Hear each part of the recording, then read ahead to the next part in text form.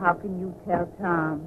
All you do is go up and down in the elevator all day long. When I'm on the main floor, I can sneak a look out the front door to keep myself posted. Oh, I see. Here's your floor, Miss Wesley. Thank you. When Mr. Boston Blackie arrives, bring him right up, will you? Sure will. Oh, Tom. Tom, quick, come here. Holy mackerel. No, don't jump, please. Oh, see, Miss Wesley, grab her quick. I'm coming. Get away from that window. Get away. Let go of me. Let go of me. Much longer. I'm coming. There. Oh, let me go, please. Grab her arm. You have no right to stop me now. All right. Well, you shouldn't have stopped me. You shouldn't. You shouldn't. 25 stories, lady, in town all the way. Let's take her to my apartment, Tom. Yes, ma'am. Good thing we got here. No, you've just postponed it. I tell you, I've got to die.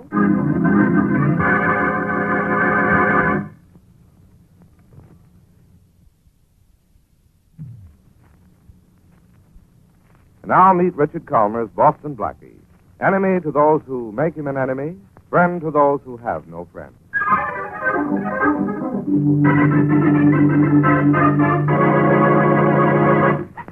Oh, Blackie, I'm glad you're here. I couldn't do a thing with it. That's all right, Mary. Maybe I can do something. Hi, Miss Wesley. Hello, Shorty. Anything I can do? Hey, be a nice boy, Shorty. Nice and quiet. Oh, sure, boy. Mary, what's this girl's name? I don't know. She won't tell me. Look, Miss, whatever your name is. Please, I want to die. Can't you let me alone? Look, nothing can be as bad as all that. Please let me go. When you're all right, we'll let you go. I'm all right now. Jump out the window again? Oh, no. Please, I want to die. I have to die. Won't you tell us your name? No. Look in a purse, Mary, and see if you can find a name and address. All right. You don't understand, either one of you. We understand perfectly. That's why we want to help you. No one can help me. My, this is a beautiful purse. Ooh, no wonder. It's a hazel. What about identification? Well, there doesn't seem to be much of anything in it.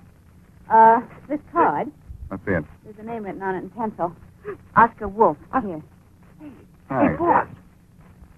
Look, Miss, what's your name? Are you Mrs. Oscar Wolfe? No. If you must know my name, it's Larson. Mrs. Janice Larson. Hey, boss. Just a minute, Shorty. Look, Mrs. Larson, what's your connection with Oscar Wolfe? He's the reason that I... In words, then, he's making trouble for you. That guy Wolf makes trouble for everybody, boss. You know him, Shorty? That's what I've been trying to tell you. Please let me go, will you? Not yet. Try to keep it quiet, will you, Mary? Oh, come on. Shorty, how do you happen to know Oscar Wolfe? Well, I guess I shouldn't have said nothing, Blackie, but me and my pals are going to take care of Wolf our own way. Now, wait a minute, Shortman. You know better than to get into trouble again. Yeah. What me and my pals are figuring on doing to this Wolf ain't no trouble, boss. That's a pleasure. You let me handle Wolfe for you. No, thanks, boss. Where can I see him, Shorty? Now, look, please, boss, stay away from him, Look, will you?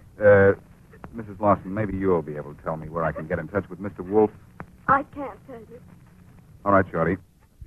Oh, Blackie, do I have to? What's his address? Well, all right.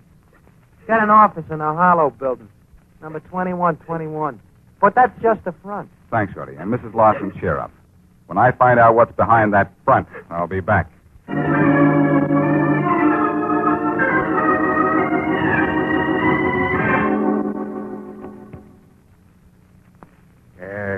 Take the phone. Take a letter to Mr. Robert Hyman. Dear Mr. Hyman, how are you? I am fine. I am fine. Period, semicolon. It's a regular professional. Now, let's see how it comes back. So you push the desk phone needle back. So.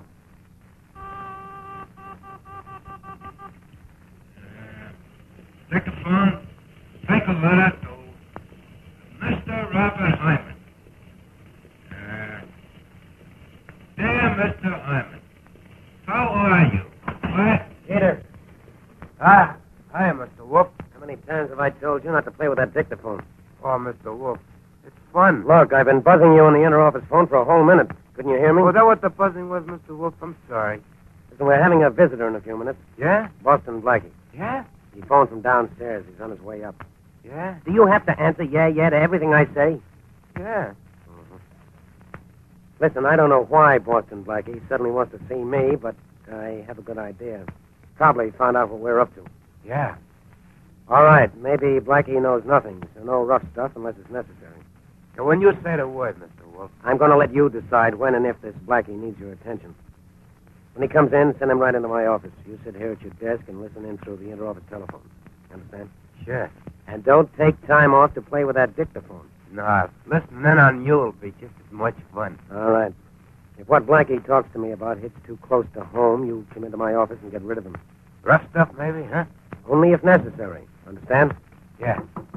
That's probably Blackie out in the hall now. Wait a minute and then send him into my office. Yeah, Mr. Wolfe. Da-dum, da-da-dum, dum, da-da. Come in. Is Oscar Wolfe's office? Yeah. I'm Boston Blackie. I just phoned and made an appointment. Mr. Wolfe. Yeah, go right in. He's waiting for you. Thanks. The door right there. Thank you. Miss Wolfe, Come in. I'm Boston Blackie. And to what do I owe the pleasure of this visit? It may not be a pleasure, Wolfe. You know, you look very familiar to me. I get out and around. I think you mean in and out, Wolfe. In and out of jail. I've never been in jail. Not under the name of Oscar Wolfe. What do you mean? I came here with the idea that I was going to talk to a semi-legitimate businessman about some clients of his. I didn't know I was going to talk to you. You don't have clients, you have victims. Well, go ahead. Look, Wolfe, I don't know what your racket is, but that's only because I haven't bothered to check into it yet. Is this the beginning of a threat? That depends on you. It might only be a warning. But leave certain friends of mine alone, or I'll not only break your racket, but your neck along with it. I don't know what you're talking about. But you know what I mean, don't you? You propose violence to put an end to my business. And to you, too, Wolfe. Are you suggesting, Blackie, that you'll go so far as to kill me? Why not? Nobody'd miss you except the people your death would make happy. You entertain rather morbid thoughts. I'm the entertaining type. But don't let these friends of mine have any more trouble with you, Wolfe. That's all I've got to say. I still don't know what... Yes, Peter? Yes, he is. But I think he's leaving. Yes, I guess I am. Goodbye, Blackie. If I were you, I'd keep hoping this is goodbye. Yeah, Peter, I'm glad you didn't forget to listen in on the inter-office phone. Did more than that, Mr. Wolfe.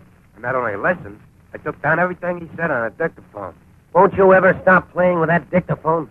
Oh, boys, it was fun. Now I got something else to listen to besides the dictaphone coming back to me.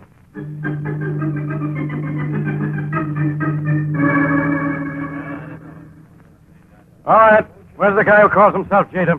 Here, Inspector Farraday, here. You want to talk to me, huh? Yeah. When you came into this office this morning, you find your boss's body, huh? Yeah. Did you know Oscar Wolfe was really Teddy Pascal? It was Mr. Wolfe. You look dumb enough to believe that. Who's been gunning for him lately? Nobody. Come on. A guy like Wolfe has guys waiting for him at every corner. Who could have come in here and let Wolfe have it? Oh. A man came in here yesterday and said he would like to kill Mr. Wolfe. Know the man's name? Boston Blackie. What? No, I don't believe it. This is one time I won't be talked into thinking Blackie killed a guy. I have a dictaphone record that talks back Blackie and Mr. Wolfe. You better talk sense. You won't believe me? Listen. Play it for you. Now listen.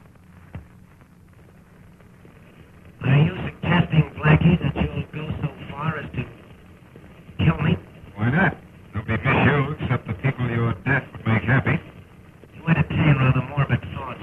Stop that thing. Sure, Inspector. That was Blackie talking, all right. This is one time Blackie's talked himself into a charge of murder.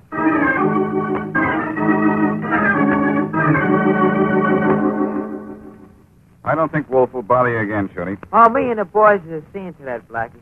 In fact, we might have seen to it already. Huh? What does that mean? Oh, nothing, boy. Shorty, if you're up to anything, No.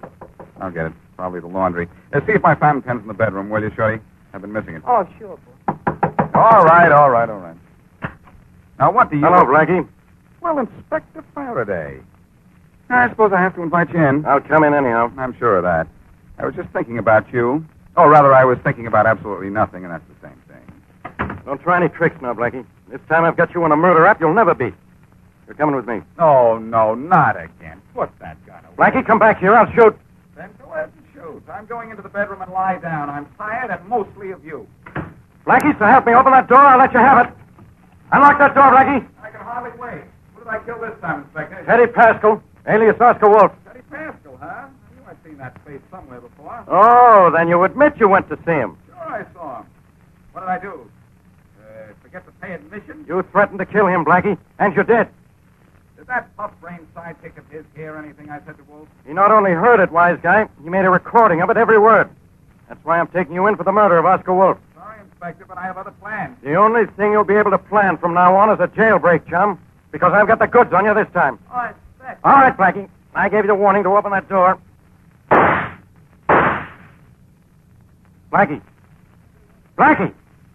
Yeah? Oh, what's the idea of scaring me like that? You know I missed on purpose. But next time I won't. And on purpose. Open up. Okay. That's better. Come out with your hands up. I ain't done nothing, Inspector. Honest, Shorty, you mean to tell me I've been talking to you? Yeah, me. Where's Blackie? Well, a minute ago, he all of a sudden got tired of conversing with you, and I tailed it out the back way.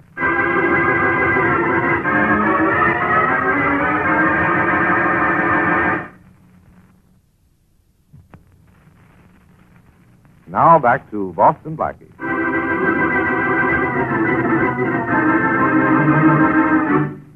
When a woman who later identified herself as Janice Larson tried to commit suicide, she was stopped by Mary Wesley, Boston Blackie's girlfriend. Blackie discovered that a man named Oscar Wolfe was the cause of the woman's difficulties. Wolfe, it seems, had also been making trouble for Shorty, Blackie's longtime friend. So Blackie saw Wolfe, threatened him, and left. Later, Wolfe was found dead. And when Inspector Faraday began to investigate, he found that Wolfe's assistant had made a recording of the conversation between Wolfe and Blackie. Faraday went to Blackie's apartment to make an arrest, but Blackie escaped. It is late the same afternoon, and Blackie is sitting on a park bench with Mary. What are you thinking about, Blackie? Not what I ought to be thinking about at a time like this, in a place like this. You'll forgive me, won't you, Mary? Well, all the same, we aren't just going to sit here and count daisies, are we? No. I've been doing some thinking. About what? About what saps we were to fall for that Lawson woman's story. On account of it, I've had to duck Faraday's cops for hours. But, Blackie, it seems so real. If the story she told was real, why isn't the woman real, too? There's no such person as Janice Lawson, a telephone book or a city director. Well, then she just gave a false name under the circumstances. I don't blame her. She's tied up with Wolfe's death. In fact, I have two theories about Wolfe's murder. Two? Shorty and his underworld pals were considering some kind of action against Wolfe. Oh, you don't think Shorty and his friends might have killed him? I hope I'm wrong. But until I find Shorty, I have to think so. Yes, but you said you had two theories. My other guess is that Janice Lawson's attempt at suicide was a phony, and the beginning of a plot to frame me for Wolfe's murder. Oh, darling, what makes you think so? Isn't it just a little more than coincidence that Oscar Wolfe was killed a few hours after I threatened him? Well, yes. And isn't it peculiar that Wolfe's dumb assistant makes a recording of everything I said? But you said he was just like an overgrown kid with a new toy. Well, all I know is Faraday is going to hunt through this town till he finds me if he has to start using a vacuum cleaner. And I have to find Mrs. Lawson before he finds me. Blackie, Mrs. Larson had a Hazelton purse. Oh, that certainly helps. Well, of course it does, silly.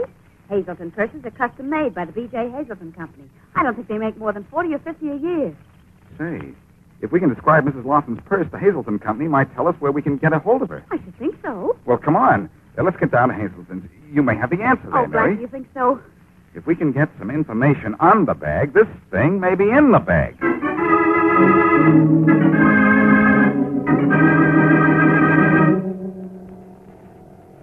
4th floor, please. So far, so bad, huh, Blackie? Well, we found out from Hazelton's that just 2 people bought a bag like the one we described, not 20. Yes, but the first woman we went to see wasn't our Mrs. Larson. Then this has got to be. What if it isn't? Well, let's not even think about that. Here we are, apartment 411. Cross your fingers, Mary. This had better be it. They're crossed so hard they ache. Ring the buzzer. What a wonderful way to spend a beautiful Wednesday evening. Yes? We'd like to speak to the lady of the house. She isn't in. Hey, don't close the door just yet. We'll come in and wait. She's out of town. She won't be back for a month.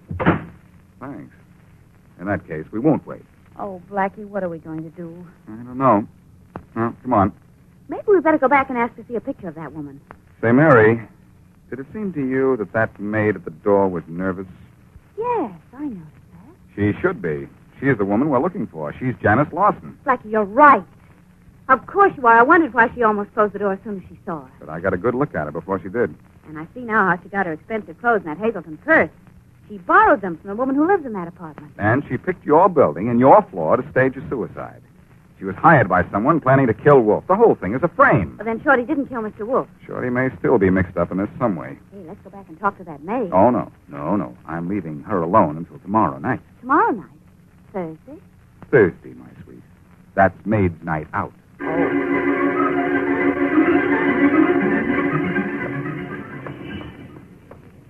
Hi, Blackie. Get in the car, Mary. Too bad you didn't get back sooner. I was just listening to the police on the radio.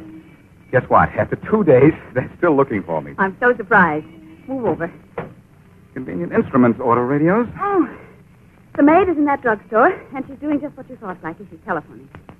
She knows that we've been following her. Close the door. She may come out in a minute and drive off. Okay. I got close enough to the telephone booth to hear part of what she was saying.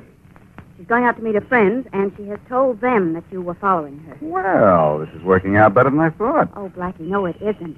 They apparently told her to let you follow her. Now set a trap for you. Perfect. I'll ride right into it. Oh, no, Blackie, no, you can't. No, I'm pretty sure I can. Don't you see, Mary? If that maid is leading me into a trap, she also is leading me to Oscar Wolfe's killer. And also to an early grave. Maybe, but cemeteries are so pretty this time of year. Oh, Blackie, they'll be waiting for you. You don't know when or where. And now that they know you suspect them, there's no telling what they'll do to you. Look, Mary, I'm glad you're worried about me. I wouldn't like it any other way. But unless I follow this girl, I'll have Farraday following me the rest of my life. Now, that's a repulsive thought. Well, if you must trail this girl, then call the inspector and have him go with you. Mary, if I called Farraday, I'd have to go with him. But you're right about the danger.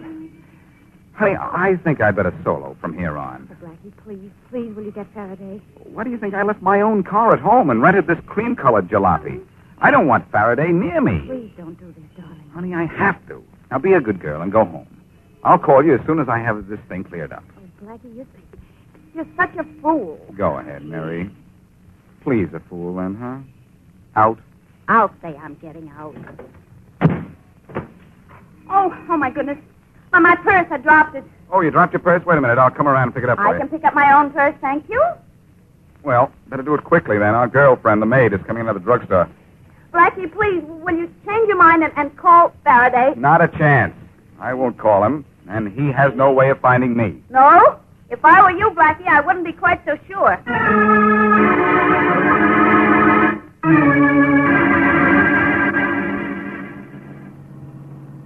Oh, brother, another red light.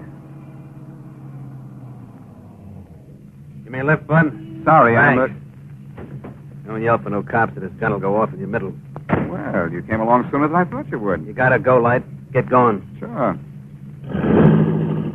Okay, where to? Just keep following that car. With pleasure. And with me.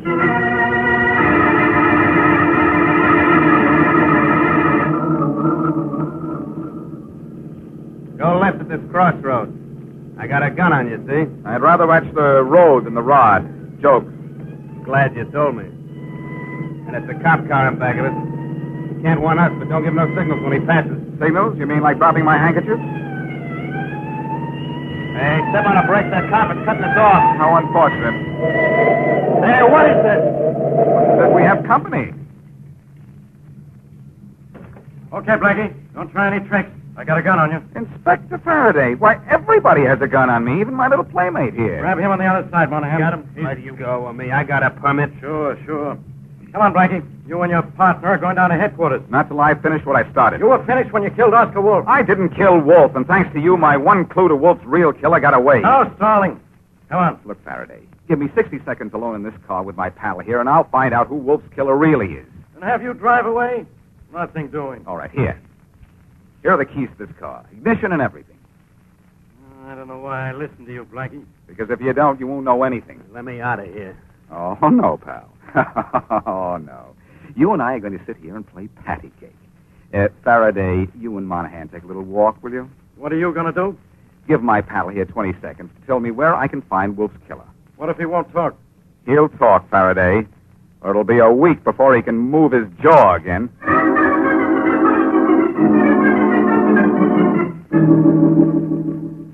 That mug said Wolfe's killer was at 47 Willis Street, and this is 47 Willis Street. All right. Let's open the door. How did you do that? It was extremely difficult. I turned the knob. Wait a minute. The adhesive tape is coming off my knuckles. My pal's jaw was a little hard. Look, if that door was unlocked, we're not on the trail of any killer. A killer doesn't hide out in an unlocked house. He may have been expecting someone, you know. You? Yes. He expected me to be following a girl named Janice Lawson. Who's she? The girl I was following. And not for the reason you think. She probably screamed when she heard the siren on your car. Janice? Shh. What did I tell you? The voice came from that room there. Let's go. Not so fast. Janice? Unless he thinks it's Janice, he may duck out the back way. Come on. Up to the door, quick. Who's there? It's Janice! Come on in. Okay, Faraday, let's go. Janice, what's the All right, don't move. Hey, what is this? Hey, Faraday, look who's here. It's Jeter, Oscar Wolfe's secretary. Oh. Hey, Inspector Faraday. Well, aren't you going to say hello to me? Or did you expect me to arrive with less official company? What's this guy got to do with killing Wolfe? Check on Wolfe, and you'll find he was the boss of a very high-paying racket. I've already checked. He was hijacking drugstore supplies and selling them to anybody who'd take a chance. And this guy, Jeter, wanted to boss the racket himself. He's too dumb for that. I wouldn't hurt Mr. Wolfe. It was nice to me. Don't start putting on that act again, Jeter. No dope could have planned to frame me into Wolfe's killing as well as you did. First, you sent that Lawson girl up to Mary's apartment house to pretend suicide. Then to tell me a phony story so I'd come down to see Wolfe. I don't know what you're talking about. Well, I do. When I fell for your trick, you made a recording of everything I said to Wolfe. It was just about cinched the case against me. When what you had on that record sounded like condemning evidence against me, you shot and killed Wolfe. You don't make any sense. It seemed kind of funny to me that you'd have a record of Blackie's voice. It was too pat. I don't say this proves you killed Wolfe, but you're coming to headquarters for questioning. Don't yell, Jeter. Just say, come in. Let's get behind the door, Inspector. Quick. Come in. Peter, something awful has happened. Blackie stopped following me, and I had to duck some Who are you? What do you mean, who am I? You owe me $500. I never seen you before in my life. You never saw me before. You hired me to put on an act in that apartment building for you so you could get Boston Blackie into your boss's office. That's it, Faraday. You fool, why didn't you keep your mouth shut? All right, lady. You too, Jeter. You're coming down to headquarters. Still only for questioning, Inspector? For answering, Blackie, to a charge of murder. I know when I've found my man. My congratulations, Inspector, for the brilliant way you found him.